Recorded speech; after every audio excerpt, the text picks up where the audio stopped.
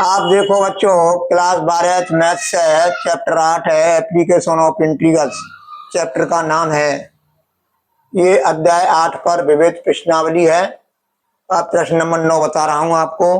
ये इलिप्स है यानी दीर्घवृत्त है, जो कक्षा 11 में आप पढ़ चुके हैं। X square upon A square plus Y square upon B square बराबर 1 एवं रेखा X upon A plus Y upon B बराबर 1 है। ये रेखा का अंतःखंड रूप समीकरण है। से घिरे लघु क्षेत्र का क्षेत्रफल ज्ञात करना है, पूछा है। यानी पूछा है, इसका मतलब है पूछा है। अब सॉल्यूशन।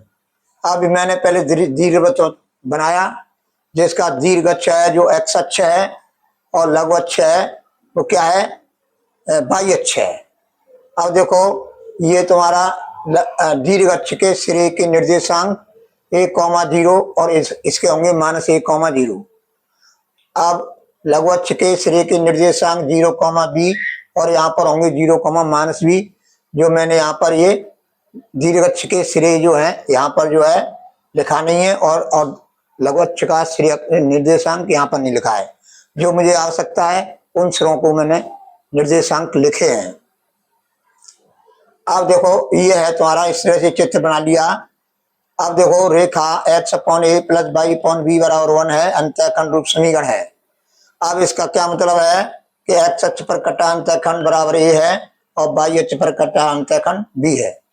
अब देखो, एक्स अक्ष पर कटा अंतःखंड ये यहाँ से यहाँ तक ए है, तो देखो ए है तो ये यहाँ से होकर के जाएगी रेखा, और ये वाई अक्ष पर कटा अंतःखंड जो है यहाँ से यहाँ तक बी है, तो ये इस सिरे से होकर के जाएगी रेखा।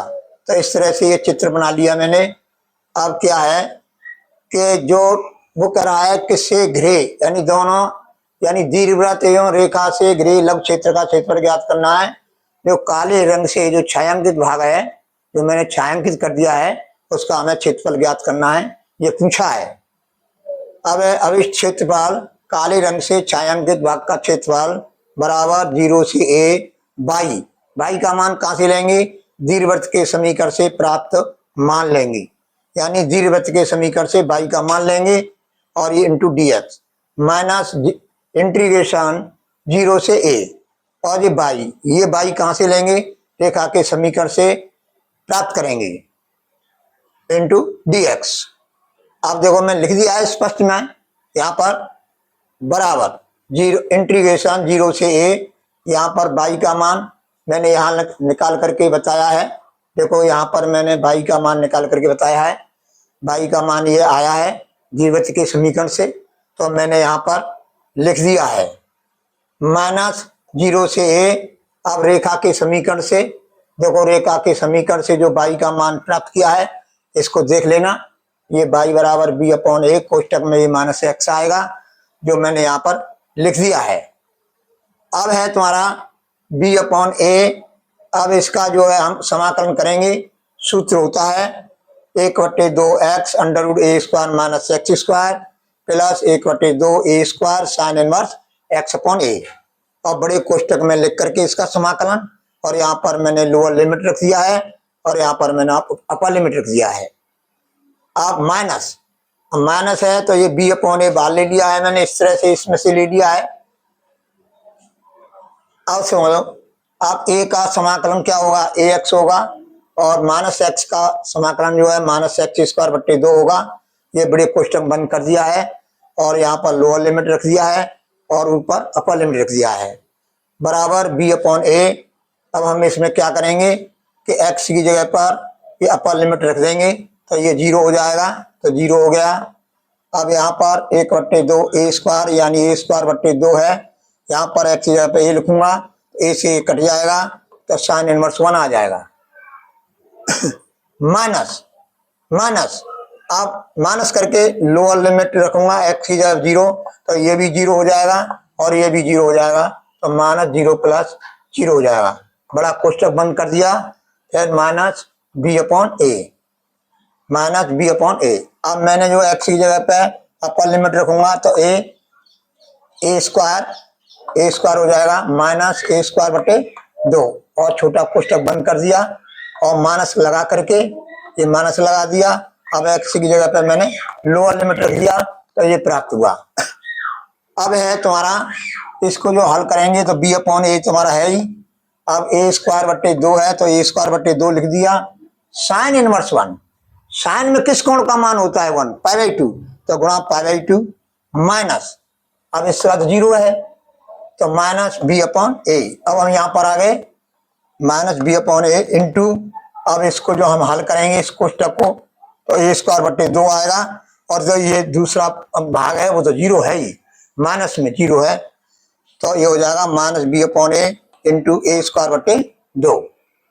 अब इसे काटा पीटी कर लेंगे, यहाँ से ए से ये घात कैंसिल हो जाएगी और यहाँ से ए से ये घात कैंसिल हो जाएगी, तो ये हो जाएगा ए बी बट्टे 4, यानी ए बी बट्टे 4 और इंटू पाई लिख दिया माइनस ए बी बट्टे 2।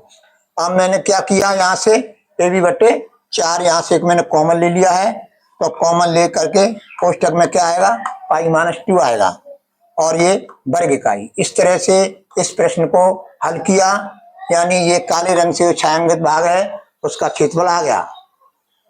तो बचाओ, अब इसको उतार लो। अब नेक्स्ट सवाल जो है मैं अभी कराऊंगा।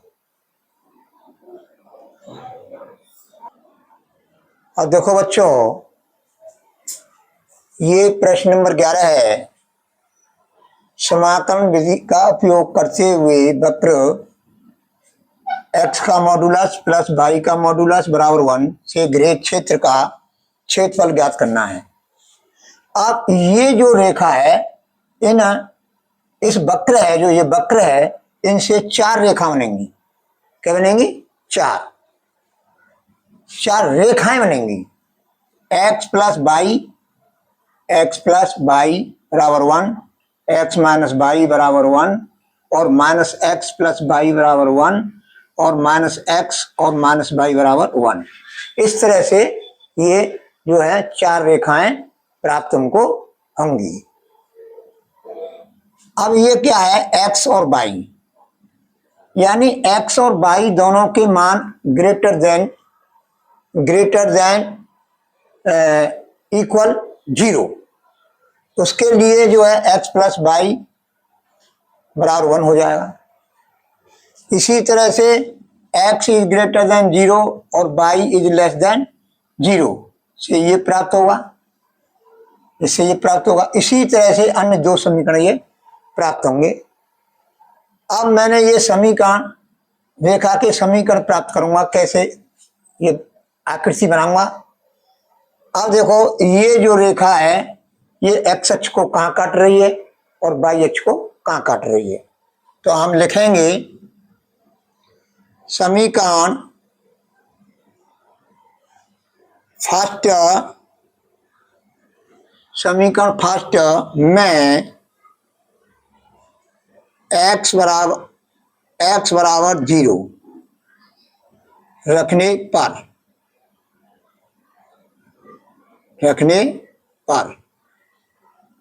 मैं y अक्ष पर कटान बिंदु ज्ञात कर रहा हूं, तो y अक्ष पर जो है होता है x का मान 0 होता है।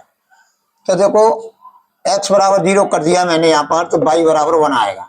और देखो y बराबर 1, ये y बराबर 1 है और x बराबर 0।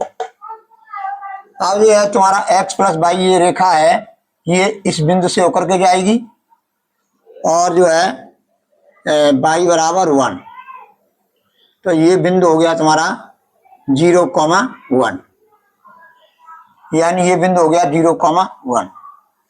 अब समीकरण फर्स्ट में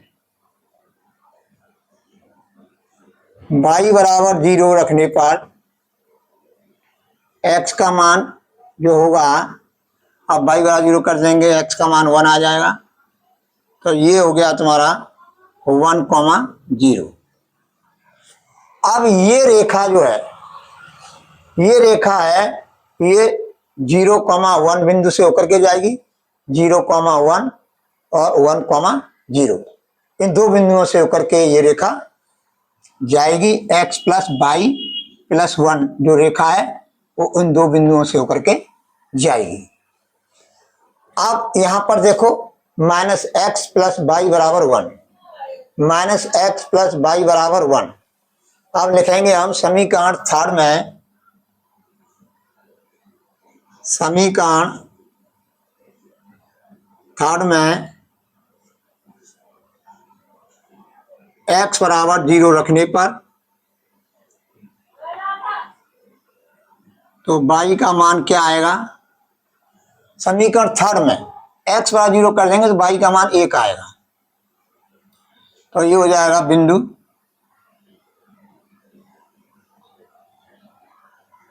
ये बिंदु आ जाएगा तुम्हारा 0,1। अब जो है समीकरण थर्ड में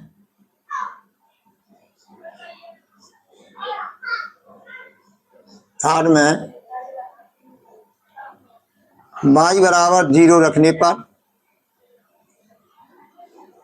y बराबर थर्ड में y बराबर 0 रख देंगे तो x का मान कितना आएगा, -1। तो ये हो जाएगा -1,0। तो ये -x + y बराबर 1 जो रेखा है वो कौन कौन से बिंदु से जाएगी, 0,1 और -1,0। -1,0 और 0,1 से होकर के जा रही है। तो इस तरह से ये रेखा खींची, दो बिंदुओं से होकर जाने वाली। अब ये है, ये रेखा हमारा, ये रेखा खिंच गई है तुम्हारी इस तरह से। अब ये रेखा है, अब ये रेखा कौन सी है, ये है तुम्हारी -x और -y बराबर 1। अब लिखेंगे हम समीकरण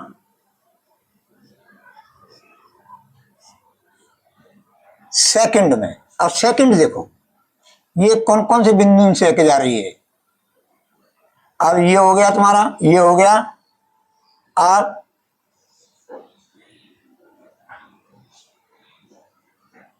अब ये कौन सी रेखा है, x - y बराबर 1। अब ये रेखा कौन से बिंदु से लेकर के जा रही है, यानी सेकंड रेखा। समीकरण सेकंड में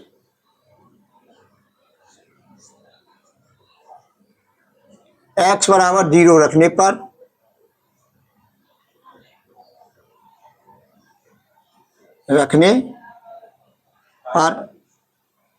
और सेकंड में x बराबर 0 रख देंगे तो y का मान -1 आ जाएगा। तो ये हो जाएगा तुम्हारा -1,0 -1,0 -1। और देखो बच्चों, हमने स्पष्ट लिख दिया है। अब जो है दोबारा से बता रहा हूं कि ये रेखा x + y बराबर 1 है, इन दो बिंदुओं से होकर के जाएगी, और ये रेखा जो है इन दो बिंदुओं से होकर के जाएगी, और ये रेखा जो है इन दो बिंदुओं से होकर के जाएगी, और ये रेखा इन दो बिंदुओं से होकर के जाएगी। इस तरह से ये दो बिंदुओं से होकर जाएगी तो इस तरह से फिगर बनेगा, यानी आकृति बनेगी। इस तरह से रेखाओं से गृह भाग का क्षेत्रफल ज्ञात करना है हमको। तो रेखा से ये छायांकित भाग है, इसका हमें क्षेत्रफल ज्ञात करना है। अब क्या है कि हम एक भाग का क्षेत्रफल ज्ञात कर लें, यानी प्रथम चतुर्थांश में जो ये भाग है, प्रथम भाग में जो छायांकित भाग है उसका जो है हम क्षेत्रफल ज्ञात कर दें और उसका 4 गुना कर दें तो ये पूरे का छायांकित भाग का क्षेत्रफल आ जाएगा। क्योंकि आकृति x अक्ष और y अक्ष, क्योंकि आकृति x अक्ष और y अक्ष दोनों के लिए क्या है, सममित है। यानी सममित का मतलब है कि ये इसके क्षेत्रफल के बराबर होगा। ये 4 और प्रत्येक क्षेत्रफल जो है, प्रत्येक भाग जो क्षेत्रफल है वो इक्वल होंगे। तो इसलिए मैंने यहाँ पर अभिष्ट क्षेत्रफल बराबर 4, 0 से 1, यानी 0 से 1 और y रेखा फर्स्ट के समीकरण से प्राप्त मान, यानी y का मान जो हम प्राप्त करेंगे रेखा फर्स्ट से प्राप्त करेंगे। कहने का मतलब ये है इंटू dx। अब मैंने एक कारण बता ही दिया है मैंने तुम्हारे लिए, बराबर 4 इंटीग्रेशन 0 से 1 1 - x। देखो यहां से प्राप्त करेंगे हम फर्स्ट से y का मान तो 1 माइनस एक्स आएगा, तो 1 माइनस एक्स डी एक्स बराबर 4 बड़ा कोष्टक। अब 1 का समाकलन क्या होगा with respect to X, X होगा माइनस एक्स का माइनस एक्स स्क्वायर बट्टे 2 होगा। अब ये बड़ा कोष्टक में लिख देंगे और ये अब देखो ये जो है बड़ा कोष्टक बंद करके 0 से 1 ये लोअर लिमिट है और ये अपर लिमिट लिख देंगे बराबर 4। अब बड़े कोष्टक में लिख देंगे हम। अब जो है क्या करेंगे कि x बराबर 1 रखेंगे तो देखो 1 माइनस 1/2 हो जाएगा। अपर लिमिट का मान रखेंगे तो ये प्राप्त होगा। माइनस माइनस करके लोअर लिमिट का मान रखेंगे यानी x बराबर 0 करेंगे, तो x बराबर 0 करेंगे तो माइनस करके और ये छोटे कोष्टक में 0 मान 0 हो जाएगा। अब बराबर 4 ये है तुम्हारा और इसका जो है हल हम करेंगे। 1 में से 1/2 गया तो 1/2 बचेगा, 2 दूनी 4 कट जाएंगे बराबर 2 वर्ग इकाई। इस तरह से इसका पूरे का छायांकित भाग जो है जो अभिष्ट क्षेत्रफल प्राप्त हो जाएगा। अब देखो बच्चों मैंने प्रश्न नंबर 10 नहीं कराया है। क्यों नहीं कराया है कि प्रश्न नंबर 7 की तरह होगा। अगर प्रश्न नंबर 7 की तरह करके देखना, अगर हो जाए तो ठीक है, नहीं हो तो कमेंट में बता देना, मैं आपको बोर्ड पर समझा दूंगा यानी कर दूंगा।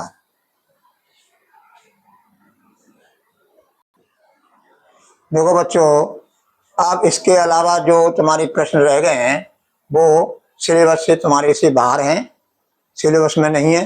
अगर आप करना चाहें तो कर लेना, अगर नहीं आवे तो हमसे पूछ लेना। और बेटा अब मैं जो है नया चैप्टर शुरू करूंगा अवकल समीकरण, और अवकल समीकरण की कोट और घात के विषय में बताऊंगा कि कैसे निकालेंगे। अवकल समीकरण की डेफिनेशन क्या है, क्या परिभाषा है, अवकल समीकरण किसे कहते हैं, इस सब का कंसेप्ट आपको मैं कल बताऊंगा।